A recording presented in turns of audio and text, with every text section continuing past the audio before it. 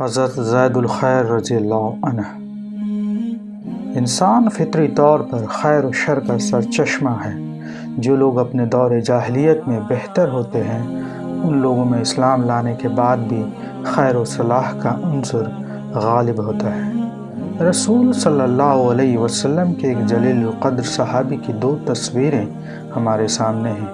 ایک تصویر جاہلیت کے ہاتھوں نے بنائی ہے، وہ صحابی حضرت زید الخیل ہیں۔ زمانہ جاہلیت میں لوگ انہیں اسی نام سے پکارتے تھے، اور اسلام لانے کے بعد رسول کریم صلی اللہ علیہ وسلم نے انہیں زید الخیر کے نام سے یاد فرمایا۔ عربی ادب کی کتابوں میں ان کی پہلی تصویر کی نقوش ابھارے گئے ہیں۔ امام شیبانی نے قبیلہ بنو عامر کے ایک بزرگ کا بیان ان الفاظ میں نقل کیا ہے: ایک سال ہمارے علاقے میں زبردست قحط اور خشک سالی نے ایسی قیامت برپا کی کہ کھیت اور باغ سوکھنے اور جانور ہلاک ہونے لگے۔ حالات کی سختی سے تنگ آ کر ہمارے قبیلے کا ایک شخص اپنے اہل و عیال کو لے کر حیرہ چلا گیا اور انہیں وہاں چھوڑ کر ان سے رخصت ہوتے ہوئے بولا: جب تک میں تمہارے پاس لوٹ کر نہ آ جاؤں تم لوگ یہیں میرا انتظار کرنا۔ پھر اس نے قسم کھائی کہ میں ان کے پاس آؤں گا تو مال و دولت کے ساتھ، ورنہ اسی کوشش میں میں اپنی جان دے دوں گا۔ پھر اس نے کچھ زیادہ راہ اپنے ساتھ لیا اور پیدل ہی چل پڑا۔ وہ دن بھر چلتا رہا۔ رات کے سائے گہرے ہونے لگے تو اس نے دیکھا کہ سامنے ایک خیمہ نصب ہے اور اس کے قریب ہی گھوڑے کے ایک بچھڑا بندھا ہوا ہے۔ اسے دیکھ کر اس نے اپنے دل میں کہا: یہ پہلا مال و غنیمت ہے جو میرے ہاتھ لگا ہے۔ پھر وہ بچھڑے کے پاس پہنچا اور اس کی رسی کھول لی، اور ابھی اس پر سوار ہونے کا ارادہ ہی کر رہا تھا کہ اس کے کانوں میں آواز آئی: اسے چھوڑ دو، اور جان کی خیر چاہتے ہو تو فوراً یہاں سے چلے جاؤ۔ وہ بچھڑے کو چھوڑ کر آگے چل پڑا اور 7 روز تک چلتا رہا۔ چلتے چلتے وہ ایک ایسی جگہ پہنچ گیا جہاں اونٹوں کا ایک باڑہ تھا۔ باڑے کے قریب ہی بالوں کا ایک بہت بڑا خیمہ اور اس کے اندر چمڑے کا ایک چھوٹا سا گول خیمہ تھا۔ یہ چیزیں اپنے مالک کی صاحب ثروت اور خوشحال ہونے کا پتہ دے رہی تھی۔ اس نے اپنے جی میں کہا: اس باڑے میں رہنے والے اونٹ بھی ہوں گے اور اس خیمے میں رہنے والے اس کے مکین بھی۔ پھر اس نے خیمہ کے اندرونی ماحول پر ایک نظر ڈالی۔ سورج اب افق مقبرے کے آخری سرے پہ پہنچ کر غروب ہونے کی تیاری کر رہا تھا، تو اس نے خیمے کے وسط میں ایک نہایت ضعیف العمر شخص کو دیکھا اور اس کے پیچھے جا کر بیٹھ گیا، مگر بوڑھے کو اس کا بالکل علم نہیں ہوا۔ چند لمحوں کے بعد آفتاب غروب ہو گیا اور اسے سامنے سے آتا ہوا ایک سوار نظر آیا جو بے مثل قد و قامت اور ڈید ڈول کا مالک تھا۔ وہ ایک بلند و بالا گھوڑے پر سوار چلا آ رہا تھا اور 2 غلام اس کے دونوں جانب پیدل چل رہے تھے۔ باڑے میں پہنچ کر سب سے پہلے بڑا اونٹ بیٹھا، پھر باقی اونٹ بھی اس کے ارد گرد بیٹھ گئے۔ اس اونٹنی کو دوہو۔ سوار نے ایک موٹی سی اونٹنی کی طرف اشارہ کرتے ہوئے ایک غلام کو حکم دیا: اور شیخ کو پلاؤ۔ غلام نے فوراً حکم کی تعلیم کی، اونٹنی کو دوہا اور دودھ سے بھرا ہوا برتن بوڑھے کے آگے رکھ کر خیمے سے باہر نکل گیا۔ بوڑھے نے اس میں سے 1-2 گھونٹ پی کر برتن نیچے رکھ دیا۔ اس آدمی نے کہا کہ میں آہستہ سے اس کی طرف کھسک کر گیا، برتن اٹھایا اور اسے منہ سے لگا کر خالی کر دیا اور پھر واپس زمین پر رکھ دیا۔ غلام نے آ کر برتن اٹھایا اور باہر چلا گیا اور اپنے مالک سے بولا: آقا، شیخ نے پورا دودھ پی لیا۔ سوار یہ سن کر بہت خوش ہوا اور دوسری اونٹ کی طرف اشارہ کرتے ہوئے بولا: اسے بھی دوہو اور شیخ کو پیش کرو۔ غلام اس حکم کو بجا لایا اور دودھ سے بھرا برتن بوڑھے کے آگے رکھ دیا۔ بوڑھے نے اس میں سے صرف 1 گھونٹ پیا اور برتن نیچے رکھ دیا۔ میں نے اسے اٹھا کر اس میں سے آدھا دودھ پیا اور باقی دودھ اس خیال سے بچا دیا کہ کہیں سوار کے دل میں کوئی شبہ نہ پیدا ہو جائے۔ پھر سوار نے دوسرے غلام کو ایک بکری ذبح کرنے کا حکم دیا۔ اس نے حسب حکم بکری کو ذبح کیا تو سوار اٹھ کر اس کے پاس آیا اور بوڑھے کے لیے اس میں سے کچھ گوشت بھونا اور اسے اپنے ہاتھ سے کھلایا۔ جب وہ آسودہ ہو گیا تو باقی ماندہ گوشت اس نے اور اس کے دونوں غلاموں نے کھایا۔ پھر وہ سب اپنے اپنے بستروں پر چلے گئے اور تھوڑی ہی دیر بعد گہری نیند میں ڈوب کر کھڑاٹے لینے لگے۔ اب میں چپکے سے اٹھ کر بڑے اونٹ کے پاس پہنچا اور اس کی رسی کھول لی، اس پر سوار ہو گیا۔ اونٹ تیزی سے چل پڑا، دوسرے اونٹ بھی اس کے پیچھے لگ گئے۔ میں رات بھر چلتا رہا۔ صبح کا اجالا پھیلنے لگا تو میں نے اپنے چاروں طرف نظر دوڑائی، مگر کوئی شخص میرا تعاقب کرتا ہوا نظر نہیں آیا۔ میں نے اونٹ کی رفتار اور تیز کر دی اور برابر چلتا رہا حتیٰ کہ سورج کافی بلند ہو گیا۔ میں نے ایک بار پھر پیچھے مڑ کر دیکھا تو دور فاصلے پر کوئی چیز نظر آئی، جیسے کوئی گدھ یا کوئی دوسرا بڑا پرندہ۔ وہ چیز مجھ سے قریب ہوتی گئی۔ جب اس کی شکل صاف ہوئی اور واضح طور پر نظر آنے لگی تو میں نے دیکھا کہ وہ کوئی آدمی ہے جو گھوڑے پر سوار چلا آ رہا ہے۔ وہ برابر میرے نزدیک آتا گیا، یہاں تک کہ میں نے اسے پہچان لیا۔ وہ وہی سوار تھا اور اونٹ کو تلاش کرتا ہوا یہاں تک آ پہنچا تھا۔ اس وقت میں نے اونٹ کو باندھ دیا اور ترکش سے ایک تیر نکال کر کمان پہ چڑھا لی اور اونٹ کو اپنے پیچھے رکھا۔ یہ دیکھ کر سوار کچھ دور فاصلے پر رک گیا اور مجھ سے بولا، اونٹ کی رسی کھول دو۔ ہرگز نہیں، میں اس کی رسی ہرگز نہیں کھولوں گا، میں نے کہا۔ میں اپنے پیچھے حیرہ میں بھوک سے بلکتے ہوئے بچوں اور فاقہ کی سختیاں جھیلتے ہوئے پریشان حال اہل و عیال کو چھوڑ کر آیا ہوں، اور یہ قسم کھائی ہے کہ میں ان کے پاس مال لے کر لوٹوں گا، ورنہ اسی کوشش میں مر جاؤں گا۔ تو سمجھ لو کہ تم مر چکے۔ اونٹ کی رسی کھول دو، اس نے مجھے ڈانٹتے ہوئے گرج کر کہا۔ ہرگز نہیں کھولوں گا، میں نے ابھی اسی انداز میں جواب دیا۔ تب اس نے کچھ نرم ہوتے ہوئے کہا، تم بڑی غلط فہمی میں مبتلا ہو اور دھوکہ کھا رہے ہو۔ پھر بولا، اچھا اونٹ کی نکیل لٹکاؤ، نکیل میں 3 گرہیں ہیں اور بتاؤ کون سی گرہ میں تیر ماروں۔ میں نے بیچ والی گرہ کی طرف اشارہ کر دیا۔ اس نے تیر چھوڑا اور وہ آ کر اس کے بیچوں بیچ اٹک گیا، جیسے اپنے ہاتھ سے اس میں پھنسایا ہو۔ پھر اس نے یکے بعد دیگرے دونوں باقی گرہوں کو بھی اپنے تیروں کا نشانہ بنا لیا۔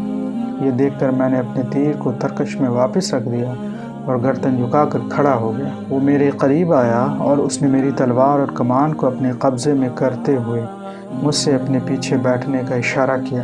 جب میں چپ چاپ اس کے پیچھے سوار ہو گیا تو مجھ سے مخاطب ہوا، تمہارا کیا خیال ہے؟ میں تمہارے ساتھ کیسا برتاؤ کروں گا؟ بہت برا، میں نے جواب دیا۔ یہ کیوں؟ اس نے دریافت کیا۔ اس لیے کہ میں نے تمہارے ساتھ غلط طریقہ اپنایا اور تمہیں سخت پریشانی میں مبتلا کیا، اور اب اللہ نے تمہیں میرے اوپر قابو دے دیا ہے۔ میں نے احساس ندامت کے ساتھ کہا۔ اس نے کہا، تم سمجھتے ہو کہ میں تمہارے ساتھ کوئی برا سلوک کروں گا، جبکہ تم محل حل کے ساتھ کھانے پینے میں شریک اور رات ان کے ہمنشیں رہ چکے ہو۔ محل حل کا نام سنا تو میں نے اسے کہا، تم زید الخیل ہو؟ ہاں میں زید الخیل ہوں، اس نے جواب دیا۔ تب تو میں بہترین شخص کا قیدی ہوں، امید ہے کہ تم میرے ساتھ عمدہ اور شریفانہ برتاؤ کرو گے، تمہیں کوئی تکلیف نہیں ہوگی، اس نے کہا اور مجھے لے کر اپنی منزل کی طرف روانہ ہو گیا۔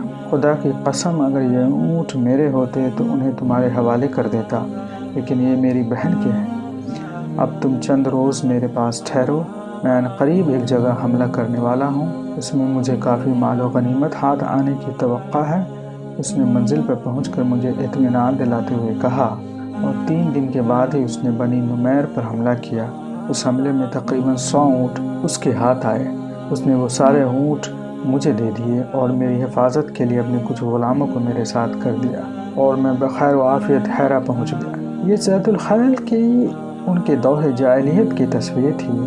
ان کے زمانہ اسلام کی تصویر کی نقوش کتب سیرت میں اس طرح نمایاں کیے گئے ہیں۔ جب نبی کریم صلی اللہ علیہ وسلم کی بعثت کی خبر زید الخیل کے کانوں میں پہنچی، وہ ان کی دعوت سے کسی قدر آگاہ ہوئے تو انہوں نے اپنی سواری کو سفر کے لیے تیار کیا اور اپنے قبیلے کے بڑے بڑے سرداروں کو یثرب چلنے اور نبی صلی اللہ علیہ وسلم سے ملاقات کرنے کے لیے بلایا۔ بنی طے کے جو وفدان ان کے ساتھ روانہ ہوئے، اس میں زرع بن سدوس، مالک بن جبیر اور عامر بن جوین جیسے اکابر قبیلہ شامل تھے۔ جب یہ لوگ مدینہ پہنچے تو سب سے پہلے مسجد نبوی کا رخ کیا اور اس کے دروازے پر پہنچ کر اپنی اپنی سواریوں سے اتر پڑے۔ اس وقت نبی کریم صلی اللہ علیہ وسلم منبر پر تشریف فرما تھے اور مسلمانوں کو واعظ و نصیحت فرما رہے تھے۔ حضور صلی اللہ علیہ وسلم کا خطاب سن کر آپ کے ساتھ صحابہ کرام کی گرویدگی اور ان کی توجہ پذیری کو دیکھ کر وفد کے لوگ سخت حیران ہوئے۔ رسول اللہ صلی اللہ علیہ وسلم نے ان لوگوں کو دیکھا تو مسلمانوں سے مخاطب کرتے ہوئے فرمایا، میں تمہارے لیے عزا اور تمہاری دوسری تمام معبودوں سے بہتر ہوں۔ میں تمہارے لیے بہتر ہوں اس سیاہ اونٹ سے جس کی خدا کو چھوڑ کر تم پرستش کرتے ہو۔ رسول صلی اللہ علیہ وسلم کی بات سن کر زید الخیر ان کے ساتھیوں پر دو مختلف اور الگ الگ قسم کے اثرات مرتب ہوئے۔ کچھ لوگوں نے حق کی دعوت پر لبیک کہا اور آگے بڑھ کر اسلام قبول کر لیا، اور کچھ لوگوں نے اسے اعراض کیا اور ذراہ تکبر اس کو قبول کرنے سے انکار کر دیا۔ زرع بن سدوس نے مسلمانوں کی نگاہوں میں آپ کے لیے بے پناہ جذبات و عقیدت و احترام کا عکس دیکھا تو وہ حسد کی آگ میں جلنے لگا اور اس کا دل خوف سے بھر گیا۔ اس نے اپنے ساتھ والوں سے کہا، میری نگاہیں ایک ایسے شخص کو دیکھ رہی ہیں جس کے آگے تمام عرب کی گردنیں جھک جائیں گی۔ خدا کی قسم، میں ہرگز اس کے سامنے سر تسلیم و اطاعت خم نہیں کر سکتا۔ اور اس کے بعد وہ شام کی طرف نکل گیا اور وہاں اس نے راہبوں کی طرح اپنا سر منڈا کر نصرانیت اختیار کر لی۔ البتہ زید الخیر ان کے دوسرے ساتھیوں کا معاملہ اس سے بالکل مختلف تھا۔ حضور صلی اللہ علیہ وسلم نے جیسے ہی اپنا خطبہ ختم کیا، زید الخیر مسلمانوں کے مجمع میں کھڑے ہو گئے۔ وہ نہایت شکیل و متناسب الاعضاء اور طویل القامت شخص تھے۔ جب گھوڑے پر سوار ہوتے تو ان کے دونوں پاؤں زمین تک پہنچ جاتے، ایسا لگتا کہ وہ گھوڑے پر نہیں کسی گدھ پر سوار ہیں۔ اس نے کھڑے ہو کر اونچی اور بلند آواز میں کہا، یا محمد، اشہد اللہ الہ الا اللہ وانک رسول اللہ۔ رسول صلی اللہ علیہ وسلم نے ان کی طرف متوجہ ہوتے ہوئے فرمایا، تم کون ہو؟ میں زید الخیر ابن محلحل ہوں۔ انہوں نے نہایت ادب سے جواب دیا، تم زید الخیر نہیں، تم زید الخیر ہو۔ آپ نے ارشاد فرمایا، خدا کا شکر ہے کہ اس نے تم کو یہاں تک پہنچایا اور تمہارے دل کو قبول اسلام کے لیے نرم کر دیا۔ اس کے بعد وہ زید الخیر کے نام سے معروف ہو گئے، اور پھر رسول صلی اللہ علیہ وسلم ان کو اپنے مکان پر لے گئے۔ اس وقت آپ کے ساتھ حضرت عمر رضی اللہ اور صحابہ کی ایک جماعت بھی تھی۔ جب یہ لوگ گھر پہنچے تو رسول اکرم صلی اللہ علیہ وسلم نے زید کے بیٹھنے کے لیے ایک مسند زمین پر ڈال دیا۔ جب زید رضی اللہ نے آپ کے سامنے اس پر بیٹھنے کو بے ادبی اور محمول کرتے ہوئے اسے آپ کی طرف واپس کر دیا۔ یہ عمل دونوں جانب سے 3 بار دہرایا گیا۔ جب سب لوگ اپنی اپنی جگہ بیٹھ گئے تو رسول صلی اللہ علیہ وسلم نے حضرت زید الخیر سے مخاطب ہو کر فرمایا، زید الخیر، تمہارے علاوہ اس سے پہلے جس کسی کے اوصاف میرے سامنے بیان کیے گئے ہیں، وہ بعد میں نے اس کو دیکھا تو اسے اس کے بیان کردہ اوصاف سے کمتر ہی پایا۔ پھر فرمایا، زید، تمہارے اندر 2 ایسی خصلتیں ہیں جو خدا اور اس کے رسول کی نزدیک نہایت پسندیدہ اور محبوب ہیں۔ اے اللہ کے رسول، وہ دونوں خصلتیں کون سی ہیں؟ زید نے پرشوق لہجے میں سوال کیا۔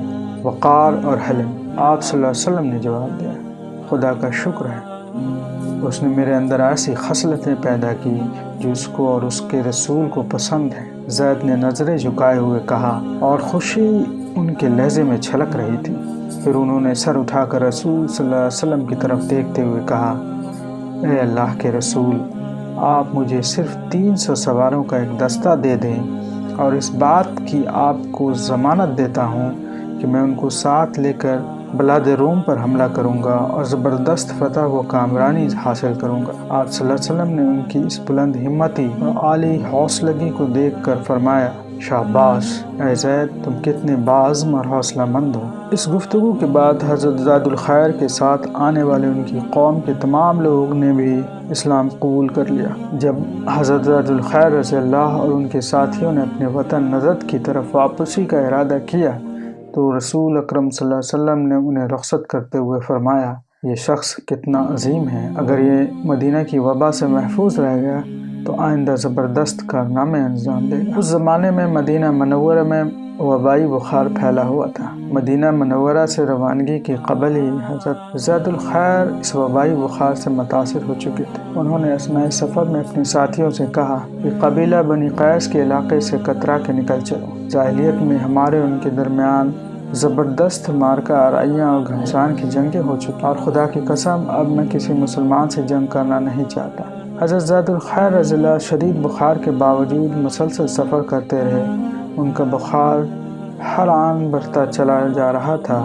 اس کی شدید خواہش تھی کہ وہ اپنے قبیلے میں پہنچ جائے اور قبیلہ والے ان کے ہاتھ میں مشروف با اسلام ہوں۔ راستے بھر ان کے اور موت کے درمیان کشمکش جاری رہی۔ آخرکار موت نے اس جوان حوصلہ اور پرعزم انسان کو مغلوب کر لیا۔ انہوں نے راستے ہی میں اپنی زندگی کی آخری سانس لی اور خدمت اسلام کی تمام حسین آرزوؤں کو سینے سے لگائے ہوئے اپنے مالک حقیقی کی بارگاہ میں حاضر ہوئے۔ اِنَّ لِلَّهِ وَإِنَّا إِلَيْهِ